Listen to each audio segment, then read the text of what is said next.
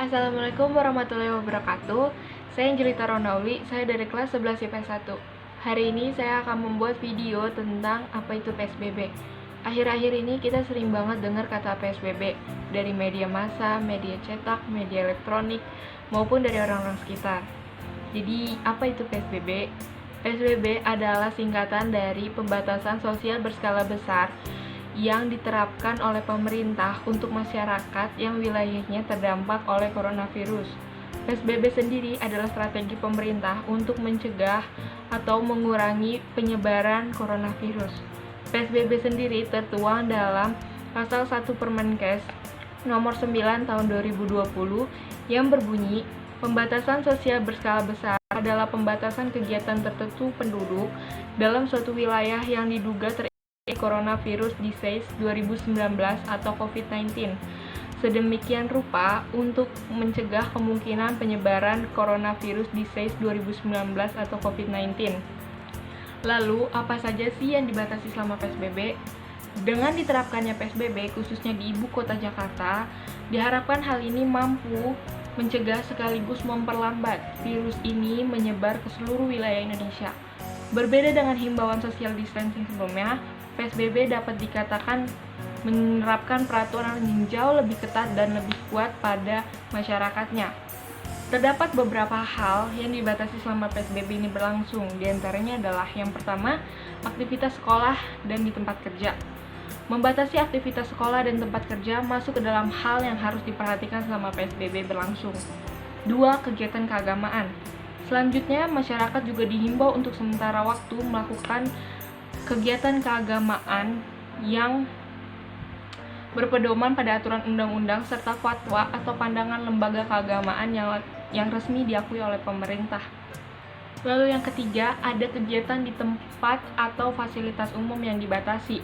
Selama PSBB, kegiatan yang diselenggarakan di tempat atau fasilitas umum harus dilaksanakan dalam bentuk pembatasan jumlah orang.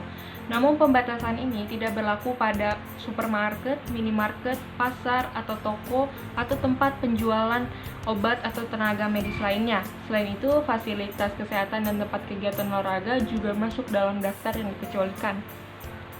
Lalu yang keempat, ada kegiatan sosial dan budaya.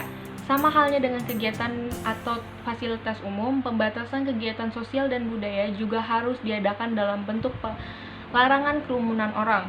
Larangan ini juga berpedoman pada pandangan lembaga adat resmi yang diakui oleh pemerintah dan peraturan perundang-undangan. Lalu yang terakhir, atau yang nomor 5, operasional transportasi umum. Selama masa PSBB, transportasi umum masih beroperasi seperti biasa. Hanya saja pembatasan dilakukan dengan memperhatikan jumlah penumpang yang naik dan menjaga jarak antara penumpang. Tidak hanya itu, mode transportasi barang yang beroperasi untuk memenuhi kebutuhan dasar masyarakat juga dikecualikan. Lalu, apa sih fungsi PSBB di Indonesia? Seiring dengan semakin meningkatnya jumlah orang yang terinfeksi virus corona atau COVID-19 di Indonesia, maka terhitung dari hari Jumat 10 April 2020, pemerintah mulai memberlakukan PSBB atau pembatasan sosial berskala besar. Kebijakan ini tentu tidak dibuat dengan atau tanpa alasan yang jelas.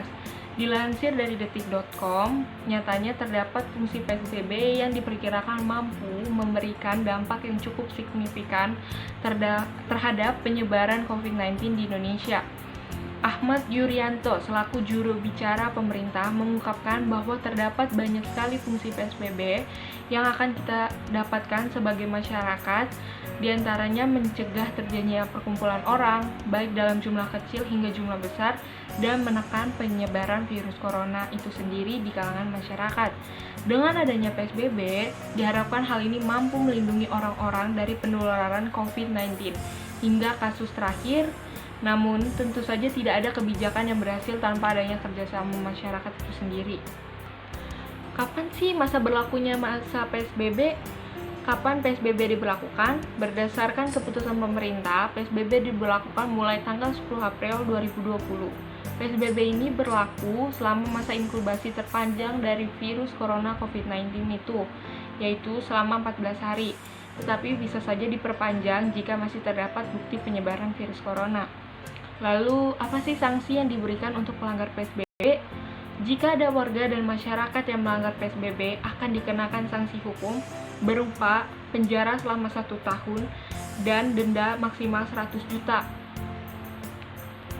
Maka dari itu diharapkan bahwa dengan berlakunya PSBB, masyarakat juga turut berkontribusi untuk menaati pemerintah agar penyebaran COVID-19 dapat berakhir di sini.